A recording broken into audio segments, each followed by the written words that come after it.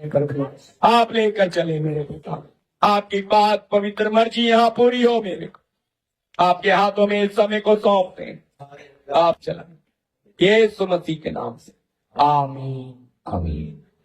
प्रभु के दास हमारे बीच में रवि जी प्रभु लेके आए हैं, पंजाब से हैं लेकिन दिल्ली में सेवा कर रहे हैं और प्रभु का धन्यवाद। और मैं मिलकर यहाँ ये आराधना चला रहे हैं, लेकिन उद्देश्य एक ही है कि पिता का काम, हम परम प्रधान परमेश्वर की उपस्थिति में आए हैं और प्रभु के दास को प्रभु इतनी दूर से हमारे बीच लाया है, तो वो जो आत्मिक भोजन हम खा के इस आत्मा में बेदार हों और जैसा जो वचन स्वर्ग से पिता ने उन्हें दिया है हम सब के लिए वो आत्मिक उन्नति का कारण हो। इसलिए प्रभु के दास हमारे बीच में रवि जी अभी वचन लेंगे। सबको जय मसीह की। प्रभु के नाम की स्तुति हो। खुदावंद खुदा ने आज एक अच्छा समय हम सब के जीवनों में दिया है कि हम सब प्रभु की उपस्थिति में बैठकर उसकी स्तुति और आराधना कर सकें। और इन दिनों में जो सभाएं प्रभु के आत्मा की अगुवाई से दास के द्वारा नियुक्त की गई है, इनमें बैठ करके हम प्रभु के गहरे वचनों को और प्रभु की मर्जी को जो हम सबके जीवनों के लिए है उसको सीख सके। प्रभु ने एक अच्छा इंतजाम करके हमें दिया है, इसलिए हम प्रभु जी का बहुत बहुत धन्यवाद करते हैं। हालेलुया। और मेरी तरफ से सबको जय मसीह की है। खुदावंद ने आप लोगों के बीच में आने के लिए अच्छा मौका दिया है कि प्रभु की कलीसिया की सेवकाई हम कर सकें जैसा प्रभु अपनी अगुवाई से हमें चलाता है। प्रभु जी का धन्यवाद। और बहुत ही खुशी और आनंद हुआ प्रभु के दास लोगों को और सारी कलीसिया के लोगों को मिल करके हृदय अभी भी आनंद से भरा हुआ है और प्रभु का धन्यवाद मन में उमड़ रहा है। ये कितना अच्छा और भला है जब भाई लोग, सब कलीसिया के लोग हम मिल करके खुदावंद के चरणों में आए हैं। ये बहुत ही मनोहर और सुंदर बात है। हालेलुया। इसलिए आप लोगों के बीच में प्रभु ने पहली बार मुझे आने के लिए अवसर दिया है। आपके बीच में से कुछ लोग हमारे साथ, मेरे साथ पहले मिल चुके हैं, क्योंकि दिल्ली में 2-3 बार लोग आए थे और उनको हमने मिले हैं, लेकिन कुछ लोग नहीं जानते। प्रभु जी का धन्यवाद। फिर भी छोटा सा बताना चाहता हूँ। मेरा नाम पास्टर रवि मसीह है। बेसिकली पंजाब से हूँ। हमारे प्रभु के दास प्रदीप जी भी पंजाब से हैं और अभी पिछले 11 वर्षों से दिल्ली में रहकर प्रभु की सेवकाई में प्रभु ने रखा हुआ है। इसलिए सारी बातों के लिए प्रभु जी का धन्यवाद। हालेलुया। आप सब लोग खुश हैं?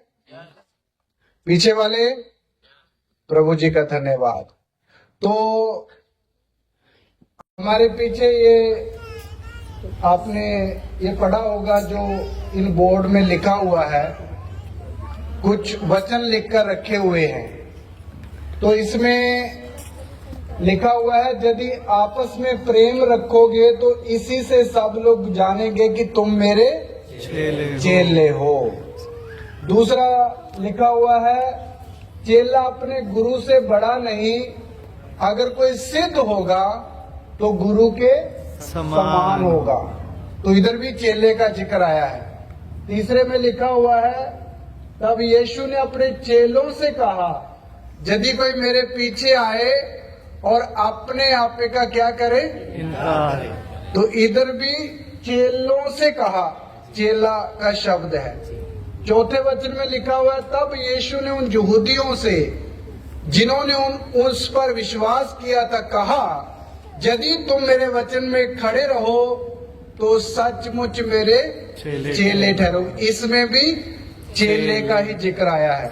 तो मेरे प्यारों, इन 4 दिनों में जो प्रभु ने हमें समय दिया है इन मीटिंगों के बीच में इकट्ठे होने के लिए, इन 4 दिनों में हम इसी विषय के ऊपर वचन सीखेंगे कि यीशु मसीह का चेला कौन है और चेला कैसे बनता है और चेले के लिए क्या क्या कंडीशन प्रभु ने खुदावंद के वचन में दे रखी है, जिसके द्वारा एक विश्वासी से शुरू करके क्या बन जाएगा, चेला बन जाएगा।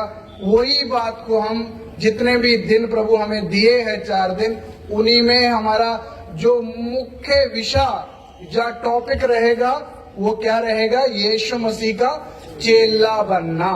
हालेलुया, चेला बनना। तो आइए खुदावंत के वचन से हम जो वचन प्रभु ने हमें दिया है उसको पढ़ने के लिए जाएंगे।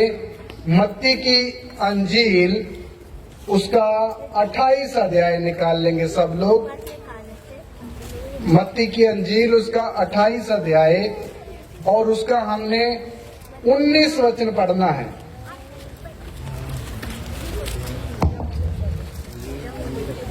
मैं ज्यादा स्पीड में नहीं जाऊंगा, बल्कि हम धीरे धीरे प्रभु का वचन सीखेंगे, प्रचार नहीं करेंगे बल्कि वचन को क्या करेंगे, सीखेंगे। तो आइए खुदावंत के वचन से मत्ती की अंजील उसका 28 अध्याय का 19 वचन जिसको मिल गया है वो पढ़ दीजिए प्लीज। इसलिए तुम जाओ, सब जाति के लोगों को चेला बनाओ और उन्हें पिता पुत्र पवित्र आत्मा के नाम से बपतिस्मा दो। प्रार्थना करेंगे।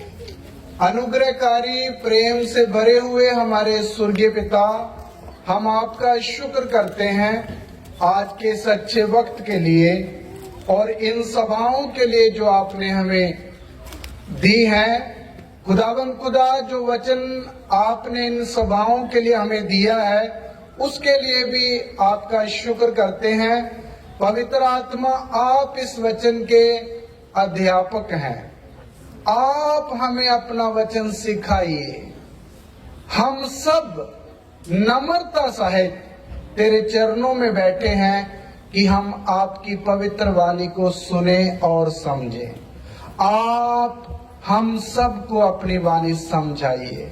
तेरे हाथ में हम सौंप देते हैं अपने आप को। विनतियां यीशु मसीह के नाम से मांगते हैं, आमीन। एक बार फिर पढ़ेंगे इसी वचन को। इसलिए तुम जाओ, सब जातियों के लोगों को चेला बनाओ और उन्हें पिता पुत्र और पवित्र आत्मा के नाम से बपतिस्मा दो। हाँ मेरे प्यारो, प्रभु यीशु मसीह हमारे खुदावंद खुदा जब इस पृथ्वी में आए तो उन्होंने 3.5 साल सेवकाई करी यीशु मसीह ने, और सेवकाई करके उन्होंने एक अच्छा नमूना जगत भर के सेवकों के लिए और कलीसिया के लिए अपने जीवन से दिया है। आज उन्हीं का जीवन हम पढ़ के और समझ के अपने अपने जीवनों में आशीष पाते हैं और आत्मिक तौर पर हम दिन प्रतिदिन आगे बढ़ते हैं। प्रभु यीशु मसीह के वचनों को अगर हम ध्यान से पढ़ना केवल काफी नहीं, अगर हम उनको समझें तो प्रभु यीशु के वचन से हमें बहुत गंभीर और गहरी गहरी बातें सीखने के लिए मिलती है। दुख की बात है कि बहुत सारे लोग प्रभु का वचन पढ़ते तो हैं लेकिन उसको समझते नहीं हैं। पढ़ते हैं, खूब पढ़ते हैं, लेकिन उस वचन को क्या नहीं करते हैं, समझते नहीं। जब तक एक विश्वासी के या एक पास्टर के वचन समझ में नहीं आएगा तब तक उस वचन का फल उसके जीवन में नहीं आ सकता है। पढ़ने से ज्ञान प्राप्त हो सकता है, आपको वचन की नॉलेज हो सकती है, आप पूरे वचन को इधर से उधर सब जानते होंगे, लेकिन जीवन में उसका प्रतिफल या फल जो प्रभु चाहता है वो देखने के लिए नहीं मिलेगा। इसलिए मेरे प्यारों, आज हम जब प्रभु के चरणों में बैठे हैं, हमने वचन की गहरी बातों को क्या करना है, सीखना है और समझना है। अभी प्रभु यीशु मसीह का जो वचन एक हमने पढ़ा है, मत्ती 28 उसका 19 वचन, ये तब की बात है जब प्रभु यीशु मसीह मुर्दों में से जी उठे, और जी उठने के बाद वो स्वर्ग पर उठाए जाने वाले थे। उठाए जाने से पहले उन्होंने अपने शागिर्दों को, अपने प्रेरितों को, जो उनके बाद संसार में सेवा करने वाले थे, वही सेवा जो प्रभु यीशु ने उनको सिखाई और करके एक अच्छा नमूना दिया, उसी सेवकाई को वो आगे लेकर जाना चाहते थे। उसी सेवकाई के संदर्भ में प्रभु ने उनको कुछ बातें या कुछ आज्ञाएं दी है। हालेलुया। और उसमें से एक आज्ञा आपके सामने मैंने पढ़ी है। यीशु मसीह ने बोला है, इसलिए तुम जाओ और सब जातियों के लोगों को चेला बनाओ। हालेलुया। क्या बोला बनाने के लिए? चेला बनाने के लिए। देखिए, प्रभु ने ये नहीं बोला तुम जाके विश्वासी लोग इकट्ठे करो, बहुत सारी भीड़ इकट्ठा करो करके, ऐसा नहीं बोला है। विश्वासी का नाम नहीं लिया प्रभु ने, क्या शब्द यूज किया है? चेला बनाओ। मेरे प्यारो, प्रभु यीशु मसीह की मर्जी यहां से हम जान लेते हैं। प्रभु की मर्जी ये थी कि मेरे पीछे चलने वाले जो प्रेरित हैं, मेरे स्वर्ग जाने के बाद जो सेवकाई करें, वो उस सेवकाई में क्या बनाए? लोगों को चेला बनाए। हालेलुया। देखिए, चेला और विश्वासी दोनों में क्या है? फर्क है। हम ज्यादातर विश्वासी बलीवर, विश्वासी का शब्द अपने मुंह से लेते हैं। विश्वासी और चेले में थोड़ा नहीं बल्कि बहुत सारा क्या है? अंतर है। ये मैं नहीं बोलता हूं, खुदावंद का वचन कहता है। जब हम वचन से खोलकर इन बातों को पढ़ेंगे, तब हमें पता चलेगा, हाँ भाई, चेले में और विश्वासी में कितना अंतर है। अभी तक तो हम क्या ही बन के रह रहे थे? विश्वासी। हमें यही इतना ही पता था, लेकिन जब वचन को और खुदाई करके हम समझेंगे, तब हमें ज्ञान पड़ेगा कि नहीं, विश्वासी नहीं हमें बल्कि क्या बनना है? चेला बनना। और कितना जरूरी है क्या बनना? चेला बनना। तो मेरे प्यारो, विश्वासी नहीं बल्कि हमें क्या बनना है? चेला। विश्वासी में अंतर क्या है? आइए पढ़िए विश्वासी का थोड़ा सा आपके सामने परिभाषा को बताता हूं। मरकुस की अंजील उसका 5 अध्याय उसका 34 वचन पढ़ेंगे। मरकुस की अंजील उसका 5 अध्याय उसका 34 वचन पढ़ेंगे। विश्वासी के लिए कैसे वचनों का इस्तेमाल है बाइबल में? जी। उसने उससे कहा, पुत्री, तेरे विश्वास ने तुझे चंगा किया है, कुशल से जा और अपनी इस बीमारी से बचे रहो। हाँ, ये वचन आप सबको पता है, मैं सिर्फ इनको टच करके आगे बढ़ूंगा। यीशु मसीह के पास वो 12 वर्ष की लहू बहने वाली एक बहन आई। उसने यीशु के पलड़े को छुआ और यीशु ने कहा, हे बेटी, तेरे विश्वास ने तुझे क्या किया है? कुशल से चली जा और इस बीमारी से बची रह। इसका मतलब विश्वास करने वाले को चंगाई मिलती है। और वो अपने जिस्म में अपनी बीमारी से चंगाई पाता है जो विश्वासी प्रभु पर क्या करता है, विश्वास करता है, और वो क्या कहलाता है, एक विश्वासी। हालेलुया। अच्छा, उसके लिए और भी वचन है, मत्ती 21 अध्याय का 22 वचन भी पढ़े। प्रभु ने विश्वास करने वाले लोगों के लिए जो वचन बाइबल में दिए हैं हम उनको समझेंगे। मत्ती 21 उसका 22 वचन। और जो कुछ तुम प्रार्थना में विश्वास से मांगोगे वह सब तुमको मिलेगा। हाँ, इधर भी यीशु मसीह ने एक वचन कहा, जो कुछ तुम प्रार्थना करके विश्वास से मांगोगे वो सब तुमको मिलेगा।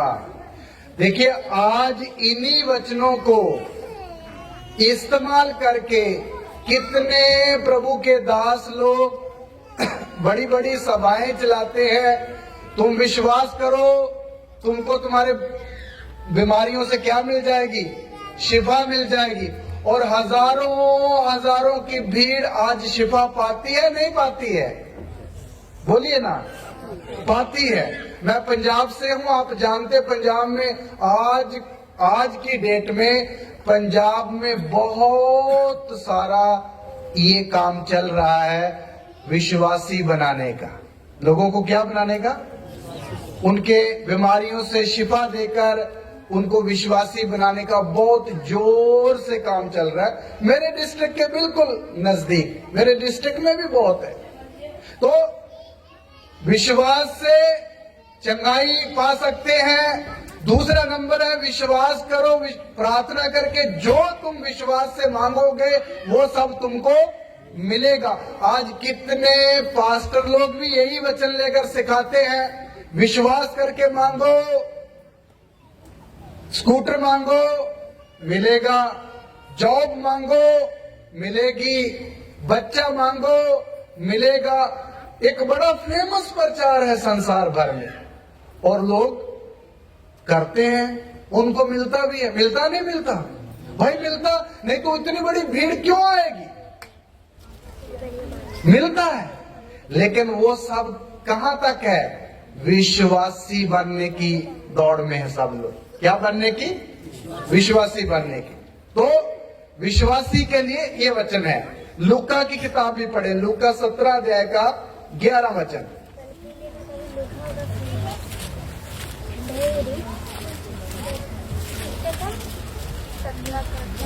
लूका 17 का 11 से पढ़ना शुरू करेंगे। ऐसा हुआ कि वह यरूशलेम जाते हुए सामरिया और गलील के बीच से होकर जा रहा था। किसी गांव में प्रवेश करते समय उसे 10 कोढ़ी मिली। उन्होंने दूर खड़े होकर ऊंचे शब्द से कहा, हे यीशु, हे स्वामी, हम पर दया कर। उसने उन्हें देखकर कहा, जाओ और अपने आप को याजकों को दिखाओ। और जाते ही जाते वे शुद्ध हो गए। तब उनमें से एक यह देखकर कि मैं चंगा हो गया हूँ, ऊंचे शब्द से परमेश्वर की बड़ाई करता हुआ लौटा और यीशु के पांव पर मुंह के बल गिरकर उसका धन्यवाद करने लगा, और वह सामरी था। इस पर यीशु ने कहा, क्या 10 शुद्ध न हुए? तो फिर वो 9 कहाँ है? क्या इस परदेसी को छोड़ कोई और न निकला जो परमेश्वर की बड़ाई करता? तब उसने उससे कहा, उठकर चला जा, तेरे विश्वास ने तुझे चंगा किया है। देखिए, यीशु मसीह ने 10 कोढ़ियों को चंगा होने की आज्ञा दी। 10 वापस चले गए। उनमें से वापस कितने आए? 1। बाकी 9 संसार में दोबारा चले गए। उनको क्या चाहिए थी? सिर्फ चंगाई। उनको यीशु से कोई वास्ता था नहीं, उसको यीशु के पीछे चलने का कोई मतलब था ही नहीं। उनको स्वर्ग नहीं चाहिए था, उनको क्या चाहिए थी? सिर्फ चंगाई। इसलिए यीशु ने खुद हैरान होकर बोला, हे भाई, वो 9 क्या 9 के 9 अच्छे नहीं हुए थे? फिर वो कहाँ है? मतलब विश्वास करने वाले जहां विश्वासी बनने वाले जो यीशु पर सिर्फ विश्वास करते हैं वो यीशु के पीछे चलेंगे, ये कोई पक्की गारंटी नहीं है। उनमें से हो सकता है एक, 10 में से एक, ये भी एक निचोड़ है। अगर 10 विश्वासी प्रभु के पीछे चल रहे हैं तो उनमें से चेला बनने के लिए कितने आएंगे? एक ही आएगा। हालेलुया। इसलिए हम विश्वासी बनने के लिए नहीं सिखाते हैं, क्या बनने के लिए सिखा रहे हैं? सबको चेला ही बनाए, जो प्रभु ने क्या दी थी? आज्ञा दी थी। हालेलुया। अच्छा, इसलिए चेलों की विश्वासी लोगों की हालत ये होती है, 10 बने हैं तो उसमें से कितने प्रभु के पीछे चलेंगे? आप समझ सकते हैं इन वचनों के द्वारा। और भी प्रभु का वचन पढ़िए, एक यूहन्ना की अंजील 6 अध्याय उसका 24 से 27 वचन पढ़ेंगे। 24 आयत से 27 वचन। जी। इसीलिए जब भीड़ ने देखा कि यहाँ न यीशु है और न उसके चेले, तो वे भी नाव पर चढ़ के यीशु को ढूंढते हुए कफरनहूम पहुंचे। जेल के पार जब वे उससे मिले तो कहा, हे रबी, तू यहाँ कब आया? यीशु ने उन्हें उत्तर दिया, मैं तुमसे सच सच कहता हूँ, तुम मुझे इसलिए नहीं ढूंढते कि तुमने आश्चर्य कर्म देखे, परंतु इसलिए कि तुमने रोटी खाकर तृप्त हुए। नाशवान भोजन के लिए परिश्रम न करो, परंतु उस भोजन के लिए जो अनंत जीवन तक ठहरता है, जिसे मनुष्य का पुत्र तुम्हें देगा, क्योंकि पिता अर्थात परमेश्वर उसी पर छाप लगाई है। हाँ, देखिए मेरे प्यारो, मैं आपको विश्वासी और चेले के बीच का अंतर बता रहा हूं। इधर एक बड़ी भीड़ यीशु को ढूंढकर उसके पीछे आई और बड़ी मन की इच्छा से पूछ रही, प्रभु जी आप कहाँ थे? हम आपको क्या कर रहे थे? ढूंढ रहे थे। तो प्रभु ने उनकी तारीफ करी, हाँ शाबाश है, आप मेरे पीछे आए मुझे ढूंढने वाले, ऐसे बोला है। प्रभु ने बोला, तुम मुझे इसलिए नहीं ढूंढ रहे थे, तुम इसलिए ढूंढ रहे थे क्योंकि तुम रोटियां खाकर क्या हो गए हो? तृप्त हो गए हो। मतलब इतनी बड़ी भीड़ यीशु मसीह, खुद यीशु मसीह के पीछे चल रही। यीशु मसीह उनको भी पक्का विश्वास नहीं किया कि ये मेरे पीछे चलेंगे ही।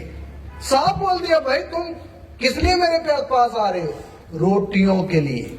इसलिए नाशवान भोजन के लिए परिश्रम मत करो। मेरे प्यारो, मैं ये जो 4 वचन आपके सामने रखे हैं, ये इसलिए पढ़ाए हैं आपको ये बताने के लिए कि विश्वासी की हालत क्या होती है। रोटी, यीशु के पीछे चलने से रोटी मिलेगी, विश्वासी चाहता है। चंगाई मिलेगी, विश्वासी की सोच है। यीशु के पीछे चलने से जो मांगेंगे वो मिल जाएगा। कौन सा? इसी दुनिया का, वो विश्वासी का चिन्ह है। यीशु के पीछे विश्वासी 10 चंगाई वाले आए, उसमें से एक ही प्रभु के पीछे चेला बनने के लिए आएगा। मैं आपको विश्वासी और चेले के बीच में क्या बता रहा हूं? अंतर है। इसलिए मेरे प्यारो, प्रभु यीशु मसीह ने अपने चेलों को, अपने प्रेरितों को आज्ञा दी थी कि तुम सारी जातियों के बीच में से मेरे लिए लोगों को क्या बनाना है? चेले बनाना है, ना के विश्वासी। लेकिन आजकल जो प्रभु के सेवकाई संसार में चल रही है, हम उन एक एक का नाम नहीं लेना चाहते, उनमें ज्यादातर आप खुद ही ध्यान करो तो क्या बनाए जा रहे हैं? चेले या विश्वासी? विश्वासी बनाए जा रहे हैं। ये प्रभु की आज्ञा की सेवकाई नहीं है। पहली सदी में जब पौलुस था, जब पतरस प्रभु के दास थे, उन्होंने जो सेवकाई करी, उन्होंने विश्वासियों को पैदा नहीं किया, उन्होंने क्या बनाए कलीसिया में? चेला बनाए लोगों को। जो प्रभु के पीछे चलने वाले थे, उन्होंने उनको क्या बनाया? चेला। पढ़ के देखिए, वचन से पढ़िए, प्रेरितों के काम उसे 14 अध्याय का 22 वचन। प्रेरितों के काम 14 अध्याय का 22 वचन। पहली सदी के पास्टर लोग, विश्वासी लोग जो कलीसिया में आते थे, उनका नाम ही क्या पुकारते थे और उनको क्या बनाते थे? आप खुद पढ़ लीजिए। हाँ, और चेलों के मनों को स्थिर करते रहे और यह उपदेश देते थे कि विश्वास में बने रहो, और यह कहते थे हमें बड़े क्लेश उठाकर परमेश्वर के राज्य में प्रवेश करना होगा। हाँ, पहली सदी के विश्वासी नहीं थे, उनको नाम ही क्या पुकार रहे थे? चेले। पास्टर लोग जब कलीसिया में जाते थे तो उधर लिखा किनके मनों को स्थिर करते रहे? चेलों के मनों को। विश्वासी का शब्द नहीं है। हालेलुया। इसलिए यहां से पता चलता है कि उस समय चेले बनाए जाते थे कलीसिया में, और चेलों के मनों को ऐसी ऐसी उपदेश और शिक्षाएं सिखाई जाती थी ताकि वो आत्मा में क्या हो सके? स्थिर हो सके। और उनको ऐसे ऐसे उपदेश सिखाए जाते थे कि हमने बहुत क्लेश उठाकर परमेश्वर के राज्य में। ये नहीं सिखाया जाता था तुम्हारे क्लेश खत्म हो जाएंगे, क्लेश जाते रहेंगे, दोबारा आएंगे नहीं, ऐसा नहीं, बल्कि सिखाया जाता था बड़े क्लेश उठाकर परमेश्वर के राज्य में। आप ये भी समझना, चेले का उपदेश भी थोड़ा क्या होता है? सख्त होता है। विश्वासी का उपदेश थोड़ा क्या होता है? बड़ा बटर और जाम लगाकर देने वाला भोजन होता है। इसलिए वो भीड़ बहुत ज्यादा आ जाती है ना। इसलिए यीशु के पहली सदी के प्रेरित कलीसिया में क्या बनाते थे? चेले। एक वचन और पढ़ेंगे, प्रेरितों के काम 19 का 1 वचन। 19 का 1 वचन। हालेलुया।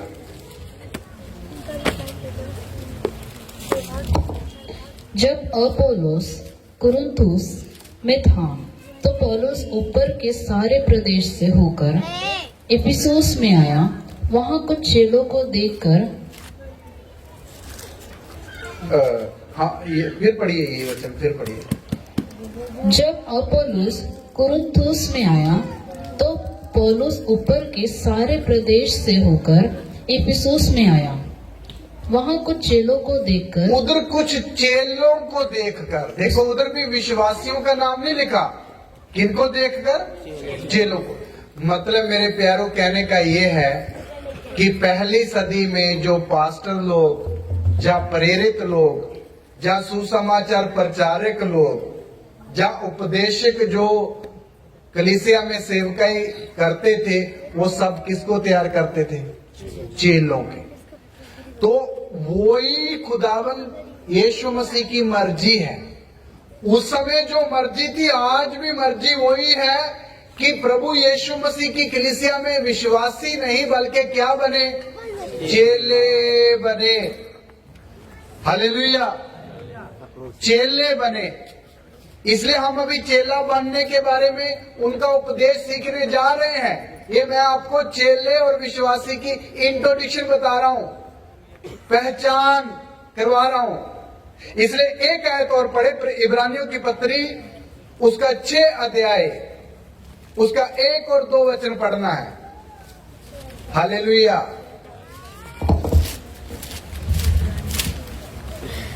इसलिए आओ, मसीह की शिक्षा की आरंभ के बातों को छोड़ हम सिद्धता की ओर आगे बढ़ते जाएं। हाँ, और मरे हुए कामों से मन फिराने और परमेश्वर पर विश्वास करने और बपतिस्मों और हाथ रखने और मरे हुए के जी उठने और अंतिम न्याय की शिक्षा रूपी नींव फिर से न डाले। हाँ मेरे प्यारों, ये वचन आप लोगों को प्रभु के दासों ने बताए हुए हैं, सिखाए हुए हैं। अगर ये वचन ध्यान से आप समझो तो उधर प्रभु का दास पौलुस लिखता, आओ हम आरंभ की बातों को छोड़कर, जैसे विश्वास करना, हाथ रखना, बपतिस्मा, इन बातों को छोड़कर जो शुरू की है, हम किधर बढ़े? सिद्धता की ओर बढ़ते चले जाए। मेरे प्यारो, विश्वासी बनना एक सिद्धता का काम नहीं है, बल्कि मसीह जीवन का शुरुआत का काम है। क्या बनना? विश्वासी बनना। विश्वासी से एक विश्वासी अपनी दौड़ शुरू करता है, बाद में वही विश्वासी क्या बनना है? यीशु मसीह का चेला बनना है। लेकिन दिक्कत क्या होती है? कई विश्वासी भले 5 साल के हो जाएं, 10 साल के विश्वासी हो जाएं, 15 साल के हो जाएं, तो भी क्या रहते हैं? विश्वासी ही रहते हैं। चेले के लक्षण उनमें दिखते नहीं है, क्योंकि वो चेला बनते ही नहीं। इसलिए अभी जो प्रभु ने ये दिन हमें दिए हैं, इनमें हम विश्वासी की शिक्षा को नहीं, बल्कि कौन सी शिक्षा को सीखेंगे? चेला बनने की। इसलिए चेले का उपदेश जो यीशु मसीह ने बाइबल में दिया, हम उसी के ऊपर ही अपना ध्यान रखेंगे, दाएं बाएं नहीं जाएंगे। इसलिए हमने ध्यान से वचनों को सुनना है और समझना है। अगर कोई नहीं समझ आया वचन, तो जब सुबह क्लास होगी तो आपको सवाल पूछने का टाइम भी दिया जाएगा। आप उसमें क्या भी पूछ सकते हैं सवाल। पास्टर, ये बात मुझे समझ नहीं आई, आप मुझे दोबारा समझा दीजिए, तो उसको समझाई जाएगी।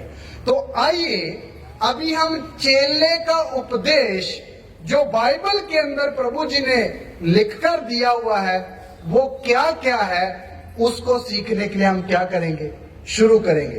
तो अभी हम क्या सीखने जा रहे हैं? चेला बनने के बारे में सीखने जा रहे हैं। तो आइए उसके लिए वचन पढ़ेंगे। यूहन्ना की अंजील उसका 13 अध्याय उसका 35 वचन पढ़ेंगे। चेला बनने के लिए प्रभु ने बाइबल में दिया हुआ उपदेश क्या है, उसको हम पढ़ेंगे। जी। यदि आपस में प्रेम रखोगे तो इसी से सब जानेंगे कि तुम मेरे चेले हो। Hallelujah, hallelujah. देखिए, पहला जो प्रभु ने वचन दिया है चेले बनने की, पहली जो बात प्रभु ने दी है, इधर भी लिखकर रखा, यदि आपस में प्रेम रखोगे तो इसी से सब लोग जानेंगे कि तुम मेरे क्या हो? चेले हो। तो इसका मतलब किसी ने अगर प्रभु यीशु मसीह का चेला बनना है, तो सबसे पहले एक चेले के अंदर क्या होना चाहिए? प्रेम होना चाहिए। प्रभु यीशु मसीह ने ये नहीं यहां लिखा, अगर तुम सब व्हाइट कपड़े ही पहना करोगे तो इसी से सब लोग जानेंगे कि तुम मेरे चेले हो। जहां यीशु मसीह ने कुछ और नहीं बोला, इधर एक टैग लगा के रखोगे चेले का, तो इसी से सब लोग जानेंगे कि तुम मेरे चेले हो। नहीं, प्रभु जी क्या बोलते हैं? अगर तुम आपस में क्या रखोगे? प्रेम। तो ये प्रेम जो कलीसिया के अंदर है होगा, पास्टर के अंदर भी, विश्वासी के अंदर भी। यही एक सबूत है कि तुम प्रभु यीशु मसीह के क्या हो? चेले हो। क्या सबूत है? कलीसिया में आपस का प्रेम अगर है तो यही सबूत है कि आप किसके चेले हैं? यीशु मसीह के चेले। मेरे प्यारो, प्रेम, आप ये शब्द सब लोग जानते हैं, बड़ा इजी और संसार भर में बड़ा फेमस शब्द है। कौन सा? प्रेम। लेकिन जितना हमें जानना चाहिए उतना हम नहीं जानते इसके बारे में। हम प्रेम का शब्द तो जानते हैं, लेकिन ये बाइबल प्रेम के बारे में कितना गहराई से बताती है वो सारी बातें हमें पता नहीं है, लेकिन हमें सीखना है। देखिए, अभी प्रेम शब्द जो है, हम हिंदी और इंग्लिश और पंजाबी या मराठी बाइबल पढ़ें तो इसमें सब जगह प्रेम का शब्द ही इस्तेमाल होता है। परमेश्वर के साथ का प्रेम, माँ और बच्चे का प्रेम, पति पत्नी का प्रेम, सबके लिए शब्द कौन सा इस्तेमाल किया गया है? प्रेम। लेकिन अगर बाइबल को जो शुरू में आरंभ में लिखी गई बाइबल थी, उसके लिए उसके अंदर अगर हम प्रेम शब्द को पढ़ें तो उसके लिए बाइबल में 3 शब्द प्रेम के लिए खास करके बोले जाते हैं। कितने? 3 शब्द। सुनिए, पहला प्रेम का शब्द बोला जाता है फिलोए प्रेम। कौन सा प्रेम जी? फिलोए। ये एक ग्रीक वर्ड है, हिब्रू वर्ड, जो इजराइल की भाषा है, उसका शब्द है प्रेम के लिए जो बोला गया वो क्या है? प्रेम।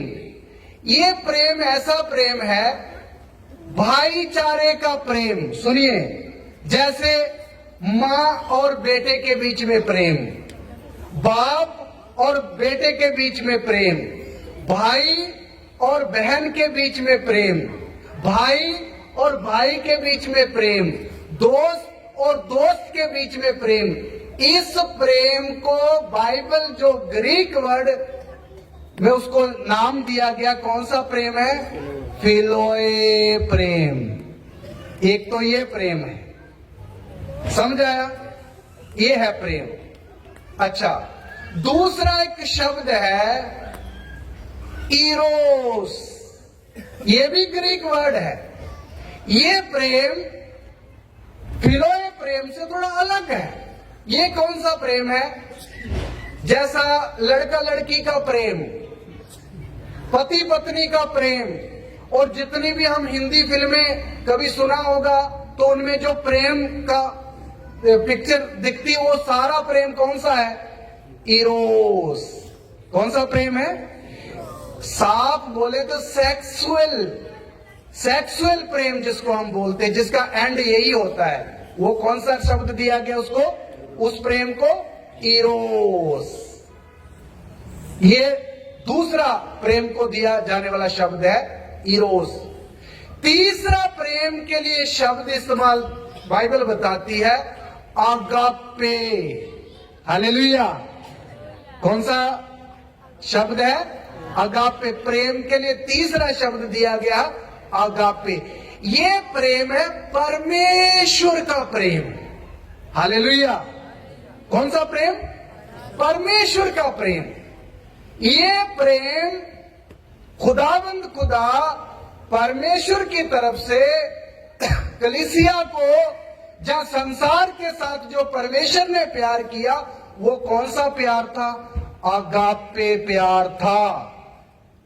ये 3 प्यार है जो असली बाइबल में, उनको अलग अलग, हर एक प्रेम के लिए अलग अलग शब्द दिया गया। नहीं तो हम कई बार तीनों को क्यों कौन सा नाम दे देंगे?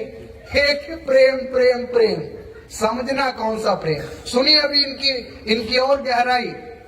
ये जो पहला प्रेम मैंने बताया फिलोए प्रेम, इसमें स्वार्थ है। इसमें क्या मिला हुआ है? स्वार्थ या मतलब। देखिए, दोस्त दोस्त को प्रेम करता है, बड़ी प्यारी मित्रता है, गूढ़ी मित्रता है। अगर एक मित्र धोखा दे दे तो फिर भी दूसरा प्यार करेगा? वो भी एक टांग मारेगा, जा भाई तू नहीं करता तो मैं, मुझे क्या। इसका मतलब उसके अंदर क्या मिक्स था? मतलब। जब तक उससे कुछ मिल रहा था तब तक उसको क्या कर रहा था? प्रेम। अगर नहीं मिल रहा तो प्रेम खत्म। इसी तरह सगे 2 भाई 2 बहनें, अब देख लो उनमें भी झगड़ा होता नहीं होता? क्यों? जब कोई मतलब की बात पूरी नहीं होती तो प्यार भी खत्म। भले एक ही माता से जन्म लिए, दो भाई हो, दो बहनें हो, क्यों खत्म हो जाता प्रेम? क्योंकि इसमें क्या है? स्वार्थ है। क्या है जी? मतलब है। ये फिलोए प्यार में मतलब और स्वार्थ मिक्स है। दूसरा इरोस प्यार भी, ये ऐसा प्यार है जिसमें आकर्षण होता है। लड़का लड़की को प्रेम क्यों करेगा? भाई सुंदर है, चोटी बड़ी लंबी है, कपड़ा अच्छा पहनती, इसलिए मोहब्बत है। अगर किसी कारण उसके मुंह में तेजाब गिर गया 2 बूंद और वो यहां से जल गया, फिर भी प्रेम करेगा? प्रेम उसी दिन गया। क्यों? अभी आकर्षण नहीं आ रहा है, सुंदरता खत्म होगी। ये है इरोस प्यार। इसलिए मेरे प्यारो, ये भी प्रेम में क्या है? मतलब और स्वार्थ है। सारी दुनिया इसको बड़ा मानती है, प्यार किया तो डरना क्या, ऐसे ऐसे शब्द बोलती है गीतों में, है ना। मेरे प्यारो, ये प्रेम बहुत लो स्टैंडर्ड का प्रेम है। कौन सा प्रेम है? जिसको प्रेम करके नाम देना भी अच्छा नहीं है। देखा जाए तो ये शरीर की भूख नाम दे सकते हैं। मेरे प्यारो, तीसरा नंबर प्यार है अगापे प्रेम। कौन सा प्रेम जी? अगापे, जिसको परमेश्वर का प्रेम बोलते हैं। मेरे प्यारो, इस प्रेम के अंदर एक रत्ती भर भी क्या नहीं है? ना मतलब है, ना स्वार्थ है, ना कोई लालसा है। यूहन्ना 3:16 में लिखा हो, परमेश्वर ने जगत से ऐसा प्रेम रखा कि उसने अपना। आप बताओ, संसार से परमेश्वर को क्या मतलब था? संसार उसको आदर नहीं देता, संसार उसको मानता ही नहीं को कोई प्रभु है। कितने लोग ऐसे हैं, फिर भी खुदावंद उनको क्या कर रहा है? प्रेम कर रहा है। क्योंकि खुदावंद के अंदर कौन सा प्यार है? बोलिए ना, अगापे प्रेम। हालेलुया। हमारे प्रभु के अंदर अगापे प्रेम है। इसलिए मेरे प्यारो, आज कलीसिया के अंदर जो प्यार यीशु मसीह ने, जो हमने आयत पढ़ी, और ये जो आयत इधर लिखकर रखी है यूहन्ना 3:16, यदि आपस में प्रेम रखोगे तो इसी से सब लोग जानेंगे कि तुम मेरे। कलीसिया में कौन सा प्रेम प्रभु चाहता है? एक बार फिर बोलिए, एक बार फिर बोलिए। इसलिए मेरे प्यारों, कलीसिया में परमेश्वर ये प्रेम चाहता है, एक भाई दूसरे के साथ अगापे प्रेम रखना है, एक बहन दूसरी बहन के साथ मसीह का प्रेम अगापे रखना है, पास्टर कलीसिया के साथ अगापे प्रेम से उसको मिलना है। ये है वो प्यार जिसमें कोई स्वार्थ है ही नहीं। हालेलुया। ये प्रेम, आप बोलोगे ये प्रेम कहां से लाएंगे हम पास्टर साहब? हमने तो बचपन से यही देखा, मम्मी का प्यार, पापा का प्यार, दोस्त का प्यार। फिर ये प्रेम कहां से मिलेगा? कौन सी दुकान से मिलेगा? मेरे प्यारों, कहीं जाने की जरूरत नहीं। हमारा प्रभु बहुत बुद्धिमान है। जब वो प्रेम के बारे में उपदेश लिखकर दे सकता है, तो प्रेम उसने देने का भी इंतजाम कोई ना कोई किया होगा या नहीं? आइए, क्या इंतजाम किया प्रभु ने प्रेम देने का? पढ़िए रोमियो की पत्री 5 अध्याय का 5 वचन। रोमियो की पत्री 5 अध्याय का 5 वचन। और आशा से लज्जा नहीं होती, क्योंकि पवित्र आत्मा जो हमें दिया गया है, उसके द्वारा परमेश्वर का प्रेम हमारे मन में डाला गया है। हालेलुया। सुनिए जी, फिर एक बार पढ़िए बहन। ये प्रेम कहां से मिलेगा? सुन लीजिए, और आशा से लज्जा नहीं होती, आशा से लज्जा नहीं होती, क्योंकि पवित्र आत्मा पवित्र आत्मा जो हमें दिया गया है, जो हमें दिया गया है, उसके द्वारा हाँ परमेश्वर का प्रेम हमारे मन में डाला गया है। अच्छा जी, फिर प्रेम, परमेश्वर का प्रेम कहाँ से मिलेगा? लाना पड़ेगा जो ऑलरेडी हमारे अंदर डाला गया है। हमारे अंदर जिस दिन मेरे प्यारों आपने यीशु मसीह पर विश्वास किया, जिस दिन आपने यीशु मसीह को अपना उद्धार करता करके स्वीकार किया, उसी दिन तुम्हारे अंदर कौन क्या आ गया? पवित्र आत्मा आया। और उस पवित्र आत्मा के अंदर क्या भी आ गया? हाँ जी, परमेश्वर का प्रेम भी हमारे अंदर आ गया है। हालेलुया। इसलिए प्रेम कहीं से ढूंढ कर लाने की जरूरत नहीं है। प्रेम प्रभु ने ऑलरेडी तुम्हारे मनों में क्या किया है? डाला है। डाला नहीं डाला है? अभी करना क्या है? ये प्रेम प्रकट करना है। क्या करना है जी? एक दूसरे को प्रकट करना है। लेकिन दुख की बात है कि बहुत सारे विश्वासी ये अगापे प्यार दूसरे विश्वासी के साथ प्रकट नहीं कर पाते। कर पाते हो या नहीं कर पाते? सच्चाई क्या है? कभी कभी प्रकट करते हैं, लेकिन कभी कभी नहीं होता। वो क्यों नहीं होता? कारण बताया जाएगा। इसलिए प्रेम ऑलरेडी तुम्हारे हृदयों में है। प्रभु ने पवित्र आत्मा के जरिए से डाला है। इसलिए हमारा काम है ये प्रेम हम एक दूसरे को अभी दिखाएं, प्रैक्टिकल करें, प्रैक्टिकल करें। इसलिए मेरे प्यारो, एकदम जब आप विश्वासी बनते हैं तो आपसे प्रेम दूसरे के साथ पूरा प्रकट नहीं होगा। मैं जानता हूं, वचन ऐसा कहता है, शुरू में जब एक विश्वासी मसीह में आता है, सबसे पहले उसके अंदर कौन सा प्रेम आता है? आइए पढ़िए, पहला पत्रस 1:22 वचन। शुरू में उसके अंदर कौन सा प्रेम प्रकट होता है? पढ़ देंगे। पहला पत्रस 1:22 वचन। सब लोगों को निकाल लीजिएगा।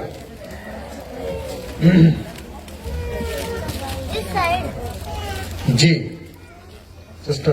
अतः जबकि तुमने भाईचारे के निष्कपट प्रीति के निमित्त सत्य के मानने से अपने मनों को पवित्र किया है, तो तन मन लगाकर एक दूसरे से अधिक प्रेम रखो। हाँ, देखिए, अगर वचन को ध्यान से समझोगे तो ये बात आपको समझ आएगी। इधर लिखा है, जबकि तुमने भाईचारे की प्रीति की निष्कपट प्रीति के निमित्त सत्य के मानने से अपने मनों को पवित्र किया है, तो तन मन लगाकर एक दूसरे से अधिक प्रेम रखो।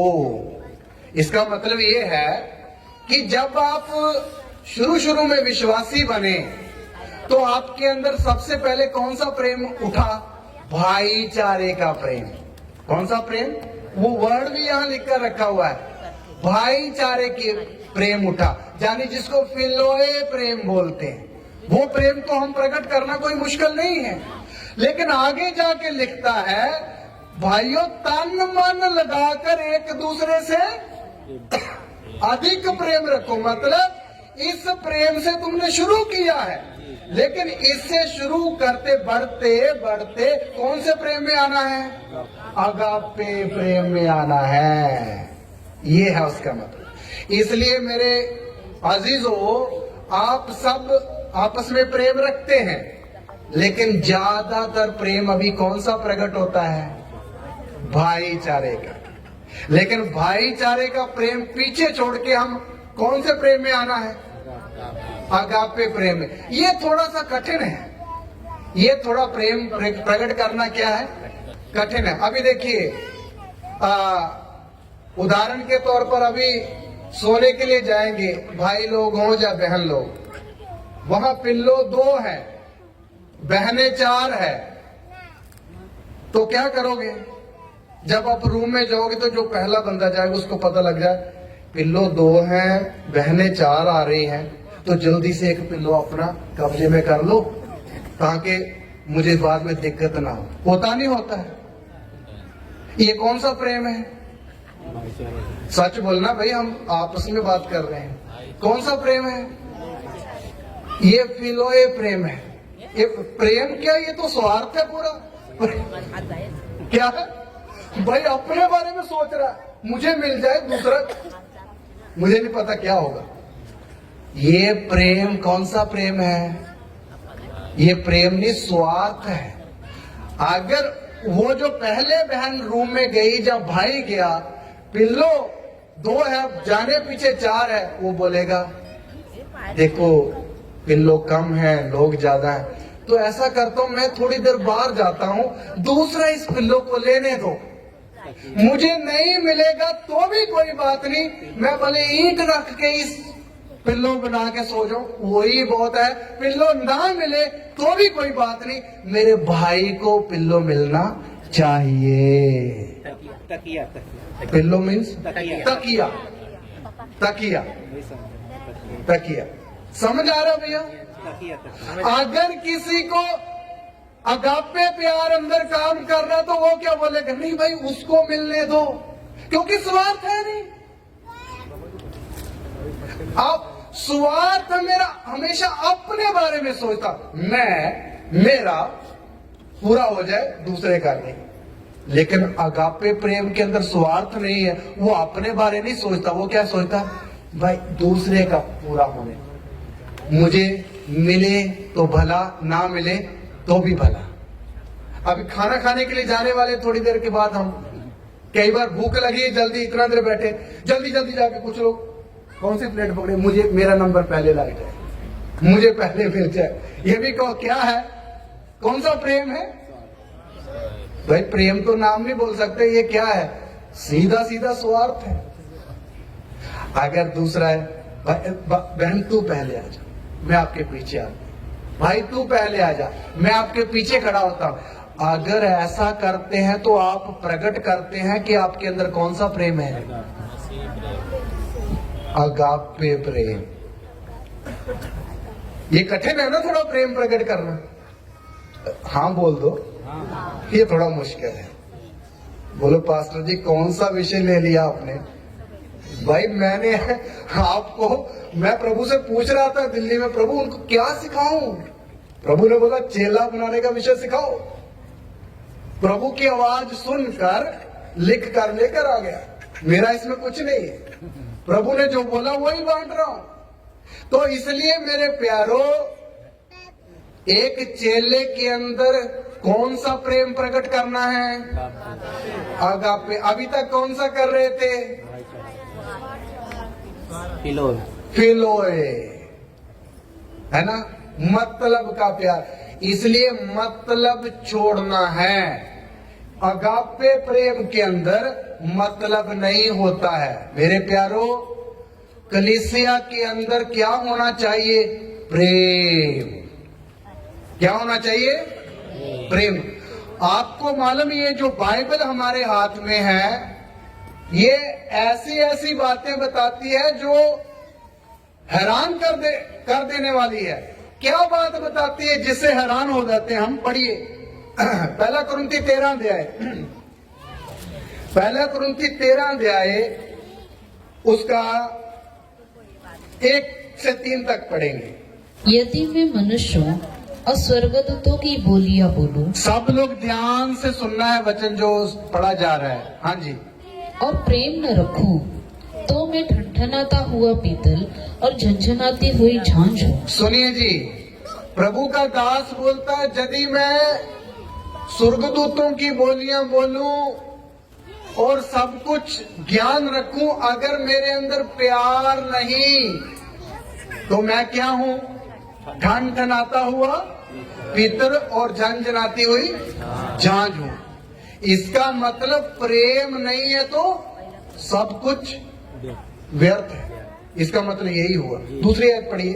और यदि मैं भविष्यवाणी कर सकूं यदि मैं भविष्यवाणी कर सकूं, और सब भेदों हाँ और सब प्रकार के ज्ञान को समझूं, जी, और मुझे यहाँ तक पूरा विश्वास हो कि मैं पहाड़ों को हटा दूं, परंतु प्रेम न रखूं तो मैं कुछ भी नहीं। देखिए दास बोलता है यदि मैं भविष्यवाणी कर सकूं और मुझे इतना विश्वास हो कि इस पहाड़ को बोलूं यहां से उठ और थोड़ा 2 किलोमीटर दूर जाके खड़ा हो जा और पहाड़ उधर जाके खड़ा हो जाए, इतने बड़े बड़े काम भी मैं करूं, लेकिन मन में क्या नहीं है, तो ये सब कुछ भी क्या है, बेकार है, व्यर्थ है।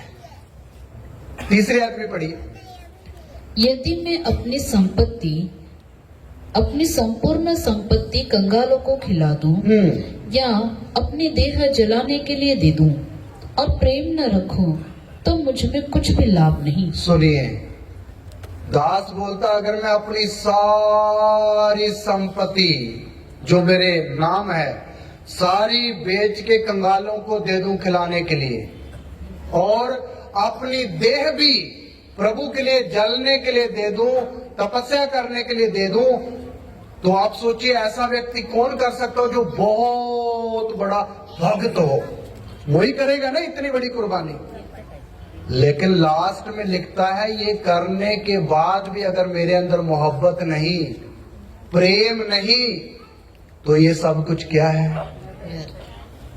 तो मेरे प्यारे विश्वासियों, आप यहां से एक बात सीख सकते हैं, अगर हम विश्वासी मन फिराया, बपतिस्मा भी ले लिया, हर संडे संगति में भी आते हैं, प्रभु के घर में कुछ दान दक्षिणा भी देते हैं, तो हमारे अंदर प्यार नहीं है तो हाँ जी व्यर्थ हो जाएगा। इसलिए आप ये बात सोचिए कि कलीसिया के अंदर सबसे पहले और अति जरूरी हर विश्वासी के अंदर क्या क्या होना चाहिए, प्रेम। वो भी कौन सा प्रेम। मैं जितना प्रचार करूंगा वो सिर्फ अगापे ही समझना, दूसरों को वो सिर्फ नॉलेज थी, अगापे प्रेम की ही बात कर रहा हूं। हमारे अंदर अगापे प्रेम होना चाहिए। और ये पहला कुरिन्थी 13 अध्याय हर एक विश्वासी ने हर हफ्ते में एक बार इसको पढ़ो। मैं तो आपको विनती करता हूं, कब कब, हर हफ्ते में एक बार पहला कुरिन्थी 13 अध्याय पूरा अध्याय पढ़ो और उम्र भर पढ़ते रहो, जब तक आपके अंदर अगापे प्रेम आ नहीं जाता, आपको तसल्ली नहीं हो जाती अभी मेरे अंदर अगापे प्रेम आ गया, तब तक इसको पढ़ना ना छोड़ो। हालेलुया। कई बार हम 2 बार पढ़ के सोच, हम तो पूरा हमें पहली आयत में क्या लिखा वो भी पता है, लास्ट में क्या लिखा वो भी पता है, बीच वाला भूल जाते हैं। भाई इसको पूरा का पूरा अपने अंदर उतारना है। ये 13 अध्याय अगापे प्रेम के साथ भरा हुआ है, पूरा का पूरा। कौन सा अध्याय? पहला कुरिन्थी 13 अध्याय अगापे प्रेम के बारे में पूरा लिखा हुआ है। हालेलुया। इसलिए मेरे प्यारो, अगापे प्रेम ऐसा प्रेम है जो किसका प्रेम है? बोलिए, परमेश्वर का स्वर्गीय प्रेम है। और यही प्रेम जो स्वर्गीय है प्रभु कलीसिया के अंदर चाहता है। ये एक ऐसा प्रेम है जिसके अंदर बहुत बड़ी और खास खास खूबियां हैं। आइए उसकी खूबियां भी पढ़े। 13 अध्याय का 4 से 7 वचन तक पढ़े। इसकी खूबियां क्या है प्रेम की? एक एक धीरे धीरे पढ़ना मेरी बहन। प्रेम धीरजवंत है। हाँ, पहला नंबर प्रेम क्या है जी?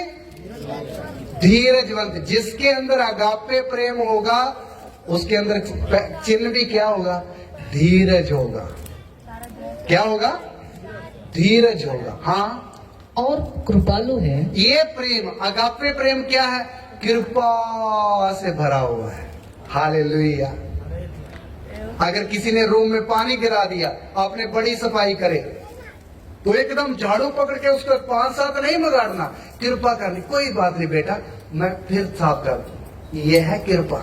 लेकिन हम ज्यादातर क्या करते हैं, तेरा सत्यानाश, मैंने इतनी मेहनत करी और तूने क्या कर दिया सारा, ऐसे करते नहीं करते। लेकिन अगापे प्रेम क्या है, कृपयालु है। क्या है जी, कृपयालु है। हाँ, प्रेम डाह नहीं करता। डाह मीन्स झगड़ा। अगापे प्रेम जिसके अंदर आ जाता है वो कभी झगड़ा नहीं करता है। ये अगापे प्रेम की खूबी है। हाँ, आगे। प्रेम अपनी बड़ाई नहीं करता। अच्छा, किसकी बड़ाई नहीं करता, अपनी बड़ाई नहीं करता। किसकी, फिर अपनी नहीं करता तो किसकी करता है, सामने वाले की। यीशु ने बोला ना, वचन में लिखा ना, एक दूसरे को अपने से क्या समझो, बढ़कर समझो। वही है अगापे प्रेम का संदेश। अगापे प्रेम कभी भी अपने आप को ऊंचा नहीं करेगा। मैंने वहां गया था, मैंने आलू खरीद के लाया, मैंने ये टेंट की पूरी सजावट करी, मैं नहीं बोलेगा ज्यादा। वो मेरे भाई ने किया, वो मेरे उस भाई ने किया, वो उसने बहुत मेहनत करी। आप अपने आप को सबसे क्या करेगा, पीछे खड़े करेगा। ये किसकी खूबी है, हाँ जी, अगापे प्रेम की खूबी है ये। अपनी बड़ाई नहीं मारता है, हाँ, और फूलता नहीं। फूलता नहीं मतलब घमंडी नहीं होता। ये अगापे प्रेम में है ही नहीं ये काम। हाँ, वह अनरीति नहीं चलता। अनरीति कभी नहीं चलता है। सब काम अगापे प्रेम से भरा हुआ व्यक्ति कैसे करेगा, रीति के अनुसार, नियम के अनुसार, अनुशासन के अनुसार। ये अगापे प्रेम की लियाकत है। हालेलुया, खूबी है। हाँ जी बहन।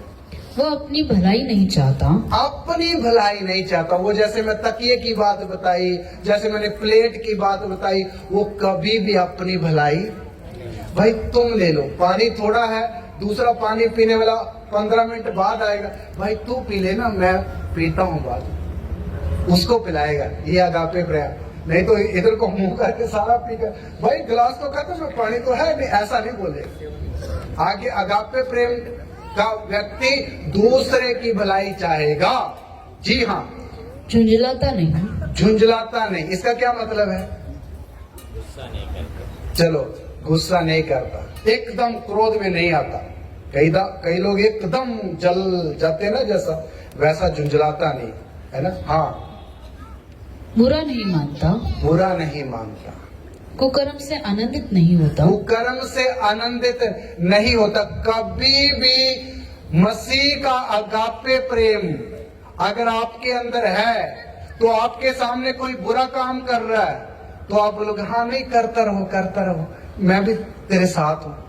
कभी अगापे प्रेम को पाया हुआ बंदा कुकर्म से क्या नहीं होगा, वो गलत को बोलेगा, तू भाई गलत कर रहा है, भले उसके लिए उसको हानि उठानी पड़े, उसके लिए उसको कितनी भी बड़ी कीमत देनी पड़े। अगापे प्रेम से भरा हुआ बंदा कुकर्म से कभी क्या नहीं होता। यूहन्ना बपतिस्मे देने वाले का क्या काटा गया, आपको मालूम वजह क्या थी? आप कोई वजह बता सकते हो, वजह क्या थी, कारण क्या था? उसने कुकर्म से आनंद नहीं था। किसी राजा ने अपने भाई की पत्नी को अपनी पत्नी बना लिया, उसके मुंह के ऊपर जाके बोला, राजा तूने जो किया वो गलत है, इसके कारण ये सिर कीमत देनी पड़ी, सिर कटाना पड़ा। देखो अगापे प्रेम की अगर सारी बातें बताए तो आप सुनोगे, मुझे पता नहीं, इसलिए मैं ये बोलना नहीं चाहता था ये बात, फिर भी अंदर से आया कि बोल दो ना। कीमत भी उठानी पड़े तो कभी अगापे प्रेम वाला बंदा बुरी बातों में सहमत नहीं होगा, नहीं होगा। हाँ जी बहन, आगे। परंतु सत्य से आनंदित होता है। किससे? सच्चाई से ही आनंदित होता है। हाँ, वह सब बातें सह लेता है, सारी बातें क्या कर लेता है? सह लेता है। हाँ, सब बातों की प्रतीति करता है, सारी बातों की प्रतीति करता है। सुनिए, सब बातों की बस बस आशा बस, रखता है। ना एक शब्द के अंदर बड़े मतलब है। सारी बातों की क्या करता है? अभी मान लो, बुरा नहीं मानना, प्रदीप जी ने किसी को 5,000 रुपया दिया, जो राशन लेके आओ, और उन्होंने आकर राशन की बोरी भी पकड़ा दी भरकर, और बाकी पैसे भी मुट्ठी में ऐसे पकड़ा दिए। अगापे प्रेम वाला बंदा गिनेगा नहीं, ये कितने हैं, कितने का आया, तुमने बीच में से कुछ कोल्ड ड्रिंक तो नहीं पिया, कुछ ये तो ऐसा वैसा कुछ नहीं पूछेगा। उन्होंने बोला नहीं इतने का है, इतने बच गए, हाँ जी, जेब में डालेगा। सारी बातों की क्या करता है? भले कोई धोखा भी दे देगा ना, तो भी क्या करता है? प्रतीति ही करेगा। आप बोलोगे ऐसा तो फिर हम घाटे ही खाते रहेंगे। नहीं, कोई घाटा नहीं होगा, आपको बचाने वाला। दानियल को रीति के अनुसार घुरने में डाला गया था, शेरों के सामने, जा धोखे से डाला गया था। बोलिए, धोखे से, गलत इल्जाम, जो इल्जाम बनता भी नहीं है। देखो, परमात्मा की आराधना कर रहा एक बंदा, ये इल्जाम होता है कोई? ये कोई अपराध है? ये अपराध लेकर उसको डाल दिया शेरों के सामने, तो डालो। उसको बचाने वाला कौन है? मेरे कहने का मतलब, अगर सच्चाई के लिए आप कुछ कीमत चुका रहे हैं तो आपका प्रतिफल व्यर्थ नहीं होगा। हालेलुया। सारी बातों की प्रतीति करता है कौन? अगापे प्रेम। हाँ, आगे बहन। सब बातों की आशा रखता है, सारी बातों की आशा रखता है, सब बातों में धीरज धरता है, सारी बातों में धीरज धरता है। मेरे प्यारो, ये अगापे प्रेम की खूबियां हैं। ये वही प्रेम है जो हमारे किधर रखा गया है? हमारे किधर डाला गया है? मनों में। ये सारी खूबियों से भरा हुआ प्रेम इधर बैठे हुए सब मेरी बहनों और भाइयों और पास्टरों के हृदयों में प्रभु ने डाला है। लेकिन आपने एक एक, जैसे कुएं से पानी निकालते ना, इसी तरह आपने एक एक खूबी को निकालना है, निकालना है। हालेलुया।